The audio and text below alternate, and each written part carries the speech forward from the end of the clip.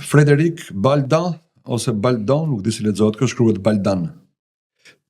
Jo, Frederic Baldan. s'më kujton gjë ky. Okej, ky është një shkrimtar belg që me siguri shtëpia jote votuese do të ketë interes ta përkthejë dhe ta botojë.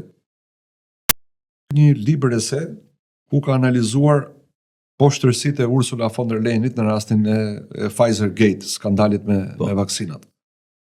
Një libër që sigurisht është përkthyer dhe është shitur në botë dhe para jo më shumë se 2 javësh ka filluar reprezalia ndaj tij, i është hequr karta e lobistit, se ka pasur dhe kartën e lobistit në Parlamentin Evropian, dhe janë bllokuar llogaritë bankare në Belgjik. Ky është belg. Nuk ka vendim gjykate.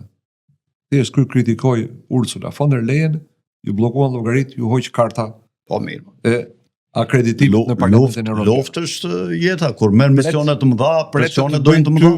Pretë të bëjnë ty të njëjtat gjëra?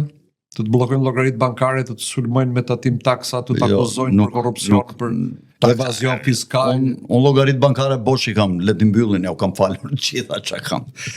Bosh i kam, bosh do t'i kem. Po rrezikun e jetës e merr parasysh nëse hyn në një garë të tillë? Jo, zero, nuk ka rrezik fare. Pse mendon që s'ka rrezik? Sto guxoj njeri sepse kam bërë vetvrasje. Po bën diçka të tillë. Kam bërë vetvrasje për veten e tyre. Nuk tentuar me Trumpin. Nuk ka për të ndodhur në Shqipëri. Me Trumpin mund të ndodhë, këtu në Shqipëri nuk ndodh. Je i sigurt për këtë? Po. Ndihesh i qetë? Po. Zero rrezik. Mirë. Asnjë gjë nuk kam për të bërë.